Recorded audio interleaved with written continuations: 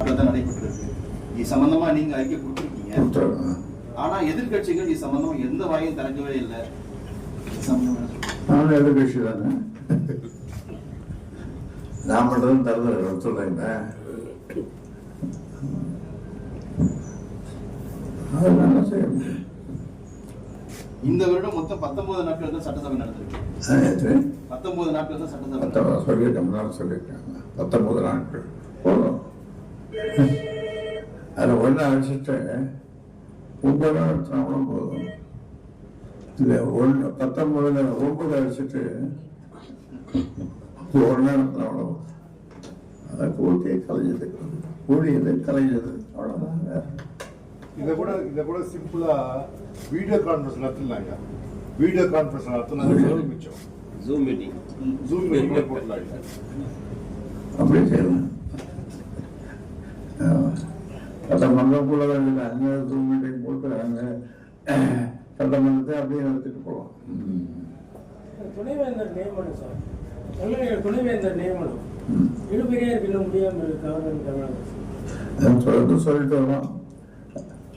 என்ன செய்யறாங்கன்னு தெரியல. கல்வி அமைச்சர் நம்ம நாட்டில் கல்வியில் அவ்வளோ அக்கறை இருக்கு. ஒரு மனித சமுதாயத்துக்கு முதன்மையானது கல்வியும் வேளாண்மையும் தான். அதில் தான் எல்லாமே வேலை வாய்ப்பு மற்ற சமாச்சாரம்லாம் வரும். ஆனால் அதில் அவங்களுக்கு இவர்களுக்கு அதை பற்றி அக்கறை இல்லை. அவர்களுக்கு அக்கறை வேறு வகையான அக்கறை தான் இருக்கு. என்ன பண்ணுறது? தமிழக அரசு பணியாளர்கள்ல போக்குவரத்து துறையில வேலை செய்யற பணியாளர்கள் மட்டும்தான் பணம் வந்து கொடுக்காம இருக்கிறாங்க. இதனால வந்து நிறைய பேர் இறந்து போயிருக்கிறாங்க. இந்த கொடுமையிலும் கொடுமை இதோட சொல்லிட்டு இருக்கோம். இது ஏன் மறுக்கிறாங்கன்றது தெரியல. அவர்கள் போராடுறாங்க, நாம அறிக்கை விட்டுவிடுவோம். இது தவிர அவருடைய வாழ்வாதாரம் எந்த வகையில் பாதுகாக்கப்படும், எப்படி வாழ்வாங்க, இதெல்லாம் அரசு உணரும். வேங்கை வயல் 2 ஆண்டுகள் நிறைவடைந்தும் பட்டியலின மக்களுக்கு கிடைக்காத நீதி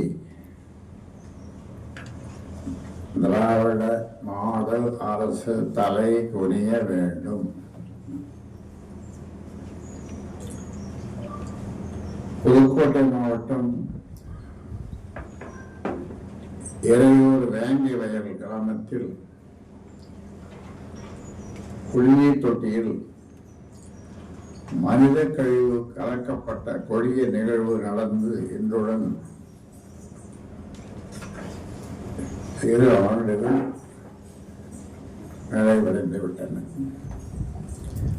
ஆனால் இந்த விவகாரத்தில் குற்றம் செய்தது யார் என்பதை கூட இன்னும் கண்டுபிடிக்க முடியாமல் தமிழக காவல்துறை திணறிக் கொண்டிருக்கிறது. ஸ்காட்லாந்து யார்ட் காவல்துறைக்கு இணையான காவல்துறை என்று போற்றப்பட்ட தமிழக காவல்துறையால் இந்த விவகாரத்தில் துப்பு துளக்க முடியவில்லை என்பதை என்னால் ஏற்றுக்கொள்ள முடியவில்லை. காவல்துறையின் கைகள் கட்டப்பட்டிருப்பதுதான், கைகளை கட்டிருக்காங்களோ காலை கட்டிருக்காங்களோ தெரியல.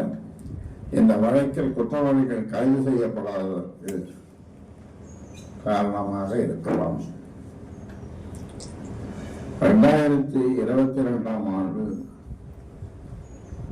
இதே டிசம்பர் 26ஆம் தேதி தான் வேங்கை வயல் கிராமத்தில் பட்டியலின மக்கள் பயன்படுத்தும் குடிநீர் தொட்டியில்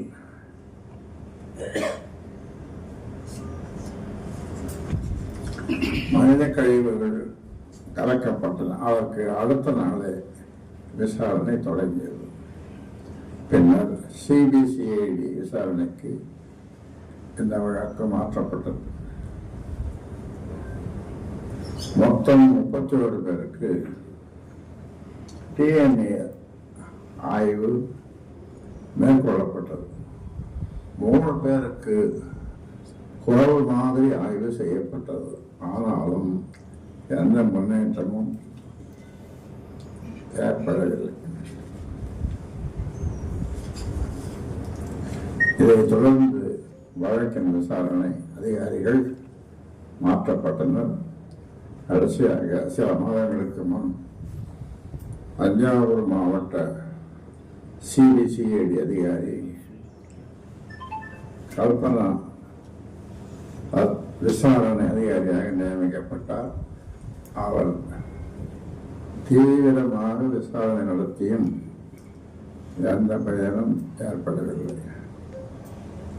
பல மதங்களாகியும் இந்த வழக்கில் குற்றவாளிகளை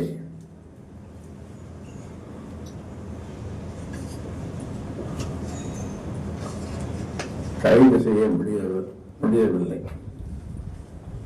ஏன் கைது செய்ய முடியவில்லையா என சென்னை உயர்நீதிமன்றம் கண்டனம் தெரிவித்திருக்கிறது. அதன் பிறகும் குற்றவாளிகளை கண்டுபிடிக்க அரசு நடவடிக்கை எடுக்கவில்லை. குற்றப்பத்திரிகை எப்போது தாக்கல் செய்யப்படும் என்று நீதிமன்றம் வினா எழுப்பியும் அதற்கு காவல்துறை பதிலளிக்கவில்லை. குற்றப்பத்திரிகை தாக்கல் செய்ய கடந்த ஓராண்டுக்கும் மேலாக ஒவ்வொரு மாதமாக அவகாசம் கேட்டுக்கொண்டிருக்கிறது காவல்துறை. வேங்கரையில் பட்டியலின மக்களுக்கு இழைக்கப்பட்ட இந்த அநீதிக்கு 2 ஆண்டுகளுக்கு மேலாகியும் நீதி வழங்க முடியாததற்காக திராவிட மாடல் அரசு தலைகுனிய வேண்டும். வேங்கை வயல் விவகாரத்தில் குற்றவாளிகள் யார் என்பது ஆட்சியாளர்களுக்கு நன்றாக தெரியும். ஆனால் அவர்களை காப்பாற்றுவதற்கான முயற்சிகளில் தான் திராவிட மாடல் அரசு ஈடுபடுவதை தவிர பாதிக்கப்பட்ட மக்களுக்கு நீதி வழங்க அக்கறை காட்டவில்லை. இதுதான் திராவிட மாடலா? திமுக ஆட்சியில் பட்டியலின மக்களுக்கு தொடர்ந்து அநீதி இழைக்கப்பட்டவர்கள். பட்டியலின மக்களின் அவனுக்காக ஒதுக்கப்பட்ட நிதி வேறு காரியங்களுக்கு திருப்பிவிடப்படுகிறது. பட்டியலின மக்களுக்கு ஒதுக்கப்பட்ட 10,000த்திற்கும் கூடுதலான பின்னடைவு பணியிடங்கள் 10 ஆண்டுகளுக்கு மேலாக நிரப்பப்படாமல் உள்ளன. இவை ஓராண்டில் நிரப்பப்படும் என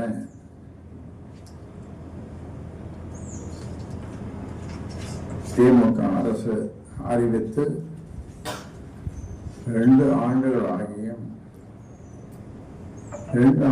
ஆகியும் கூட அந்த இடங்கள் நிரப்பப்படவில்லை. பட்டியலின மக்களுக்கு தொடர்ந்து அநீதி இழைத்து வரும் திமுக அரசுக்கு அந்த மக்கள் சரியான பாடம் போட்டுவார்கள். வேங்க வயல் வழக்கில் குற்றவாளிகளை கண்டுபிடிக்க முடியாவிட்டால் வழக்கை சிபிஐ வசம் தமிழக அரசு ஒதுக்க வேண்டும்.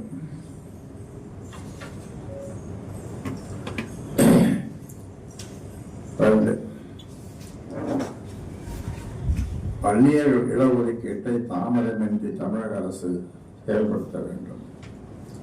தமிழ்நாட்டில் கல்வி மற்றும் வேலைவாய்ப்பில் வன்னியர்களுக்கு 10.5 ஊழல் இடஒதுக்கீடு வழங்க வேண்டும் என வலியுறுத்தி தமிழ்நாடு முழுவதும் நேற்று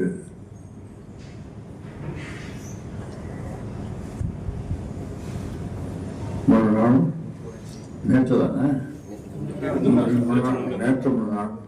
நேற்று முன்னாள் பாட்டாளி மக்கள் கட்சி சார்பில் போராட்டங்கள் நடத்தப்பட்டன. சென்னையில் 8 இடங்கள் உட்பட தமிழ்நாடு முழுவதும் 110 இடங்களில் போராட்டங்கள் நடத்தப்பட்டுள்ளன. ஒவ்வொரு இடத்திலும் பல்லாயிரக்கணக்கான மக்கள், பல லட்சம் பேர் இந்த போராட்டத்தில் பங்கேற்றார்கள். வன்னிய மக்களின் கோரிக்கை மிகவும் நியாயமானது. கல்வியிலும் சமூகத்திலும் மிக மிக பின்தங்கியுள்ள நிலையில் உள்ள தங்களுக்கு 10.5 ஊழல் இடஒதுக்கீடு கொடுங்கள், அதுவும் கடந்த ஆட்சியில் கொடுக்கப்பட்ட இடஒதுக்கீட்டை மீண்டும் கொடுங்கள். உச்ச நீதிமன்றமே வன்னியர்களுக்கு இடஒதுக்கீடு வழங்க எந்த தடையும் இல்லை என்று தீர்ப்பு வழங்கி இன்றுடன்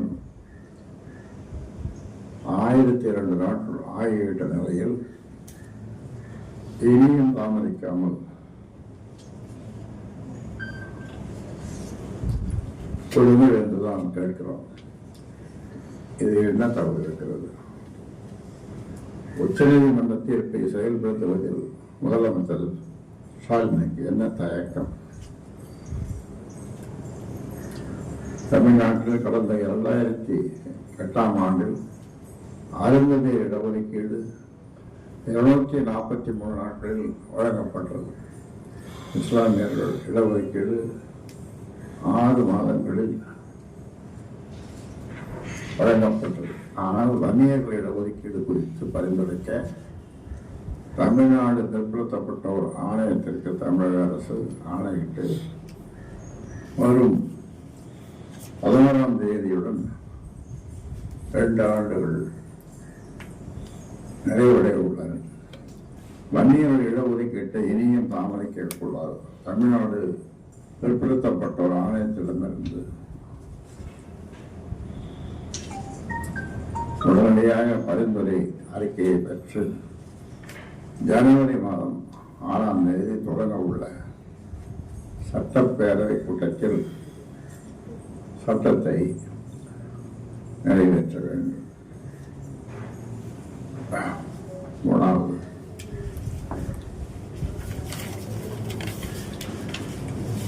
அம்பேத்கர் மீது திமுகவுக்கு மரியாதை இருந்தால் அரசின் திட்டங்களுக்கு அவரது பெயரை சூட்டுவதற்கு திமுக அரசு தயாராக இந்திய அரசியல் அமைப்பு சட்டத்தை உருவாக்கிய அண்ணல் அம்பேத்கர் அவர்தான் பாட்டாளி மக்கள் கட்சியின் கொள்கை வழிகாட்டி. இந்தியாவிலேயே பட்டிய இனத்தவர் அல்லாதவரால் வழங்கப்பட்ட கட்சிக்கு அண்ணல் அம்பேத்கரை கொள்கை வழிகாட்டியாக ஏற்றுக்கொண்ட ஒரே கட்சி பாட்டாளி மக்கள் கட்சி தான். அவர் மீது கொண்ட மதிப்பால் எங்கள் வீட்டு வளாகத்தில் அவரது உருவச்சிலையை அமைத்திருக்கிறோம். தமிழ்நாடு முழுவதும் 100க்கும் மேற்பட்ட சிலைகளை திறந்திருக்கிறோம். அரியலூர் மாவட்டத்தில் ஒரே நாளில் 7 சிலைகளை 7 இடங்களில் திறந்திருக்கிறோம். நான் திறந்திருப்பேன்.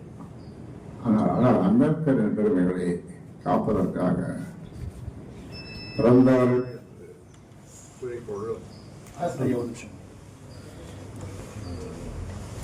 காப்பதற்காக பிறந்தவர்கள் என்று கூறிக்கொள்ளும் திமுக அம்பேத்கருக்காக என்ன செய்யுது? 1949ஆம் ஆண்டில் திமுக தொடங்கப்பட்டது. அதன் பின் 1989ஆம் ஆண்டில் தான் பாட்டாளி மக்கள் கட்சி தொடங்கப்பட்டது. இடைப்பட்ட 40 ஆண்டு காலத்தில் ஆனால் அம்பேத்கரை பற்றி திமுக எத்தனை முறை பேசியது? இந்தியா முழுவதும் சட்டக்கல்லூரிகளுக்கு அம்பேத்கர் பெயர் சூட்டும் வழக்கம் ஏற்பட்ட பிறகு, அதன் பிறகுதான் 1990ஆம் ஆண்டில் சென்னை சட்டக்கல்லூரிக்கும் 1997ஆம் ஆண்டில் தொடங்கப்பட்ட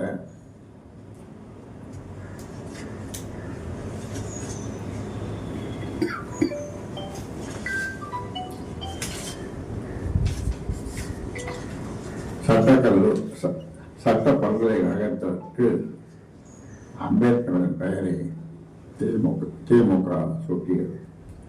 இன்று வரை திமுக தலைமை அலுவலகமான அண்ணா அறிவாலயத்தில் அம்பேத்கருக்கு சிலை அமைக்கப்படவில்லை. 2021ஆம் ஆண்டு திமுக ஆட்சிக்கு வந்த பிறகு 40க்கு மேற்பட்ட திட்டங்கள் மற்றும் கட்டடங்களுக்கு கலைஞர் பெயர் சூட்டப்பட்டுள்ளது. கலைஞரின் பெயர்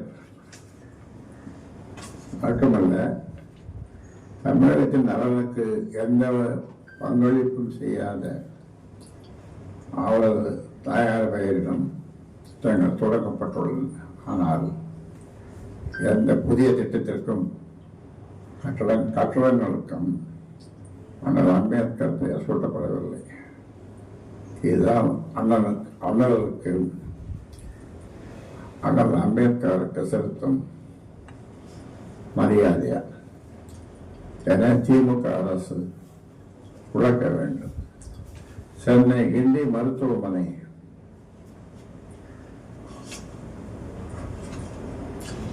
கடம்பாக்கம் பேருந்து நிலையம் உள்ளிட்ட கட்டடங்களுக்கும் அரசின் திட்டங்களுக்கும் ஆனால் அம்பேத்கரின் பெயரை திமுக அரசு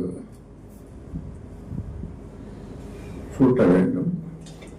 திமுக அரசு செய்யுமா?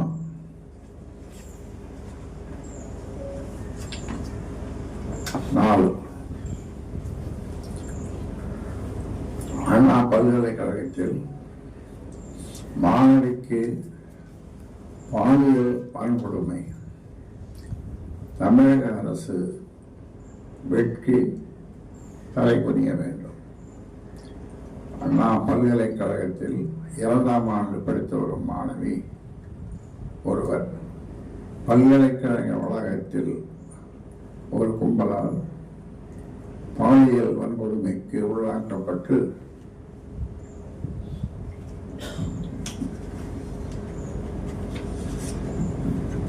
மருத்துவமனையில் அனுமதிக்கப்பட்டிருக்கிறார்.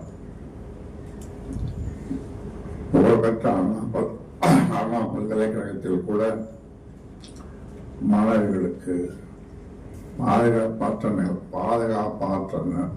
பாதுகாப்பற்ற நிலை நிலவுவதற்கு திமுக அரசு வெட்கி தலை குனிய வேண்டும்.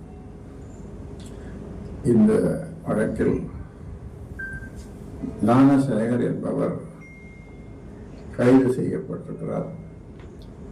அவர் திமுக நிர்வாகியாக இருக்கிறார் என்று தெரிய வந்துள்ளது. இவர் ஏற்கனவே 2011ஆம்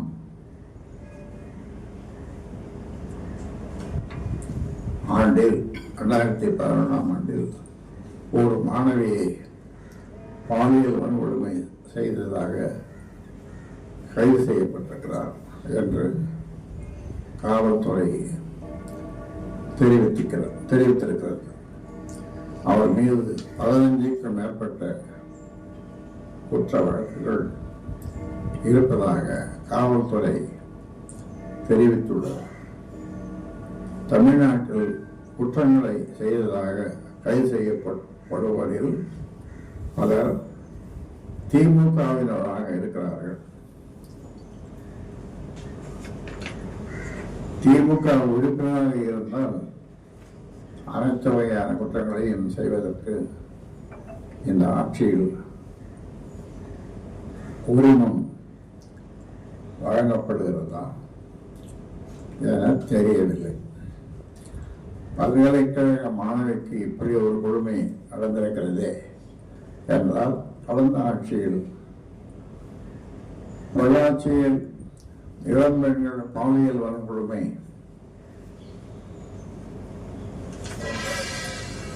செய்யப்பட்டார்களே என்று உயர்கல்வித்துறை அமைச்சர் பதிலுக்கு கேட்கிறார்.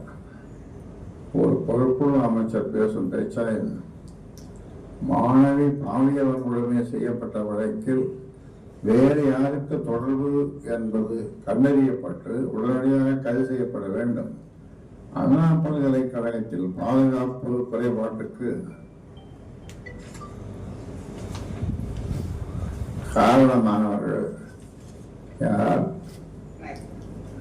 என்பது கண்டறியப்பட்டு அவர்கள் மீது கடுமையான நடவடிக்கை எடுக்கப்பட வேண்டும். அண்ணா பல்கலைக்கழகம் உள்ளிட்ட அனைத்து பல்கலைக்கழகங்களிலும் பாதுகாப்பு வலுப்படுத்தப்பட வேண்டும். 5. கடனை வாங்கி குவிப்பதில் காட்டும்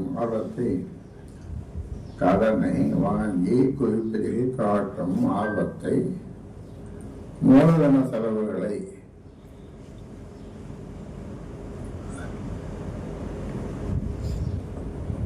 செய்வதில் தமிழக அரசு காட்டாதது ஏன்? 2024-25 ஆண்டின் முதல் 6 மாதங்களில் தமிழக அரசின் மூலதன செலவுகள் கடந்த ஆண்டுடன் ஒப்பிடும்போது 8.40 விழுக்காடு குறைந்திருப்பதாக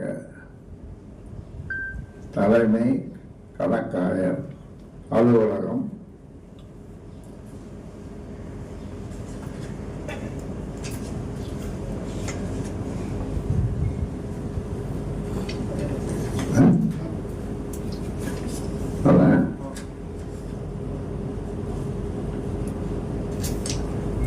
கூறியிருக்கிறது.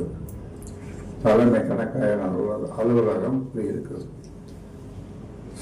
சாலைகள் அமைப்பது, பாசன திட்டங்களை செயல்படுத்துவது, பள்ளி கட்டடங்களை கட்டுவது, மருத்துவமனைகளை கட்டுவது, பொதுத்துறை நிறுவனங்களில் முதலீடு செய்வது ஆகியவைதான் மூலதன செலவுகள் ஆகும். இவ்வாறு மூலதன செலவுகளை செய்வதால் மக்களுக்கு நன்மை கிடைக்கும், அரசுக்கும் வருவாய் கிடைக்கும். ஆனால் மூலதன செலவுகளை செய்வதில் செய்யப்படும் தாமதம் தமிழகத்தின் வளர்ச்சிக்கு உதவாது. 2023-24 ஆண்டின் முதல் 6 மாதங்களில் ரூபாய் 17,773 கோடி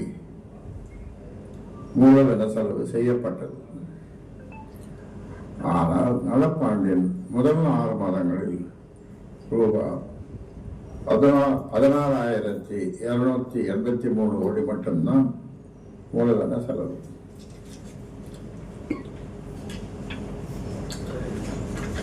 செய்யப்பட்டுள்ளது. உண்மையில் நடப்பாண்டு முழுவதும் மொத்தம் ரூபாய் 47,681 கோடி மூலதன செலவு செய்யப்பட வேண்டும். முதல் 6 மாதங்களில் ரூபாய் 24,000 கோடி செலவு செய்யப்பட்டிருக்க வேண்டும். முதல் 6 மாதங்களில் 24,000 கோடி செலவு செய்யப்பட்டிருக்க வேண்டும். ஆனால் அதைவிட ரூபாய் 8,000 கோடி குறைவாகத்தான் செலவு செய்யப்பட்டுள்ளது. திட்டங்களை செயல்படுத்துவதில் தமிழக அரசுக்கு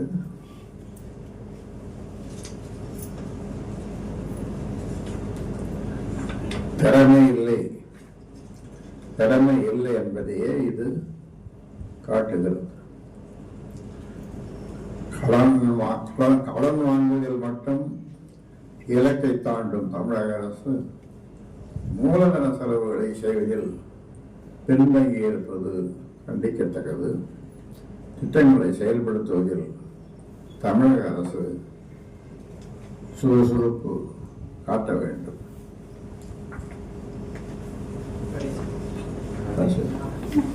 இறுதியாக கடைசியாக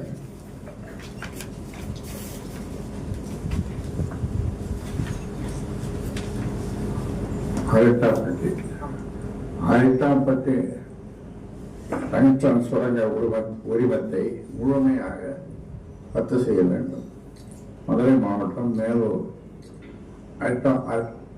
அரிட்டாப்பட்டி உள்ளிட்ட பகுதிகளில் டங்ஸ்டன் சுரங்கம் அமைக்க அனுமதிக்கப்பட்ட 2015 ஏக்கர் பரப்பளவில் அரிட்டாப்பட்டி, மீனாட்சிபுரம் ஆகிய கிராமங்களில் இருக்கும் 193.715 ஹெக்டேர்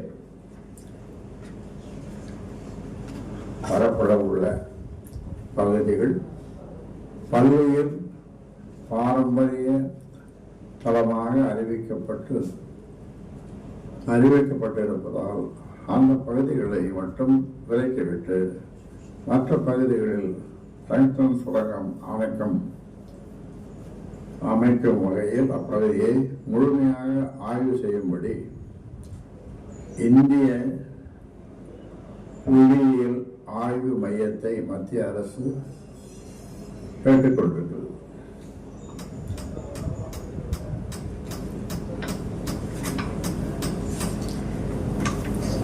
ஆய்வு முடியும் வரை சுரங்கம் அமைப்பதற்கான விருப்ப கடிதத்தை வழங்குவதை நிறுத்தி வைக்கும்படி தமிழக அரசை மத்திய அரசை கேட்டுக்கொண்டுள்ளது. மத்திய அரசின் இந்த முடிவால் பல்வேறு பாரம்பரிய தளம் அமைந்துள்ள சுமார் 700 ஹெக்டேர்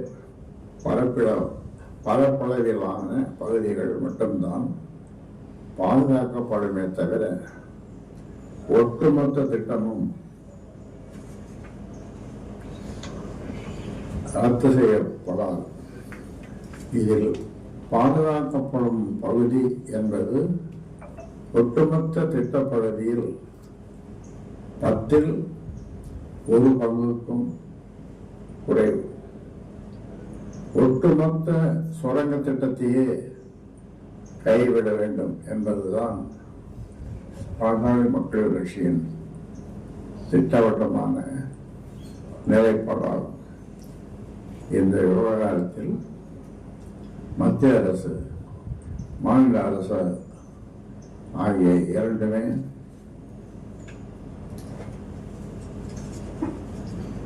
மக்களுக்கு துரோகம் செய்கின்றன. பல்வேறு வாழிடங்களுக்கும் புராதன பெருமைமிக்க சின்னங்களும் நிறைந்த பகுதி என்பது நன்றாக தெரிந்தும் கூட அங்கு சுரங்கம் அமைக்க அனுமதி அளித்தது மத்திய அரசின் துரோகம். மத்திய அரசின் துரோகம் என்றால் அதை நன்றாக அறிந்திருக்கும் அதற்கு துணை போனது மாநில அரசின் துரோகம். அரிட்டாப்பட்டி உள்ளிட்ட 715 ஏக்கர் 2015 ஏக்கர்